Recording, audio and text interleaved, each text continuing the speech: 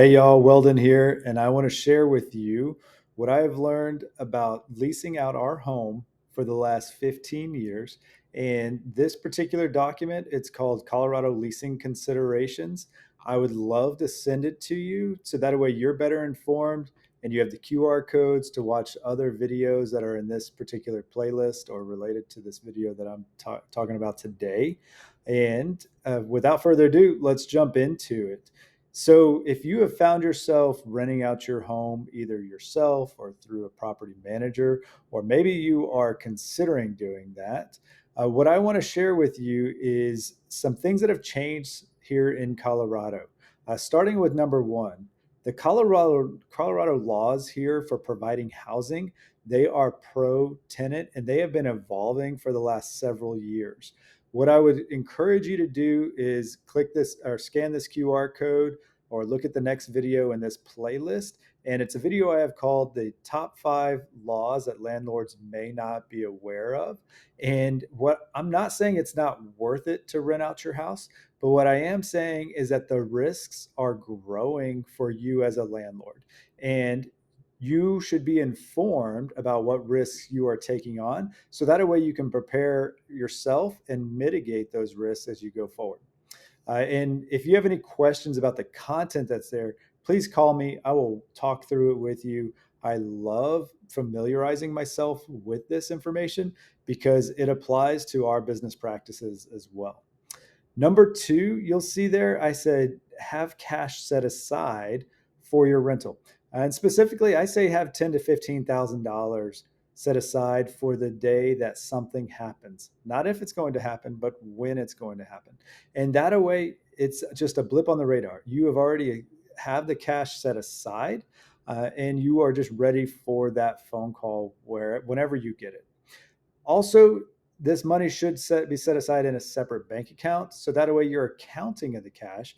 And because you're basically running a business here when you're renting out your house, all the accounting is taken care of for you. You have this homeowner association come out of there, any kind of maintenance fees, and then any kind of deposits that you receive, as well as your mortgage going out. Highly recommend doing that.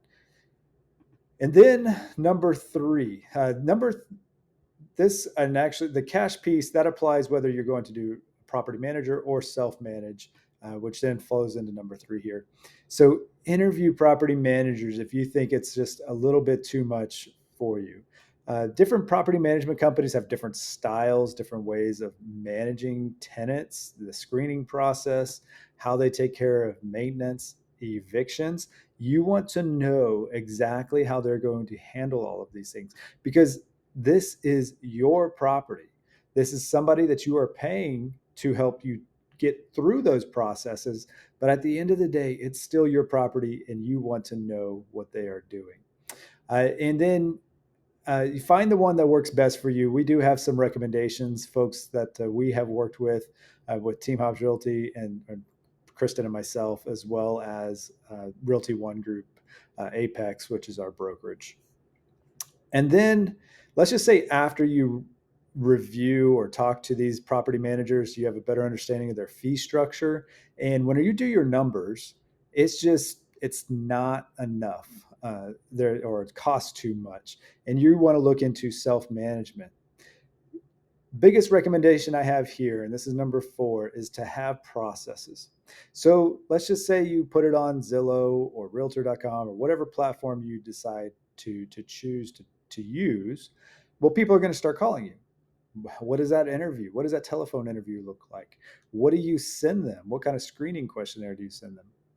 And then that should outline your qualification criteria. It should also have some specific questions on there so that way you stay in compliance with Colorado law.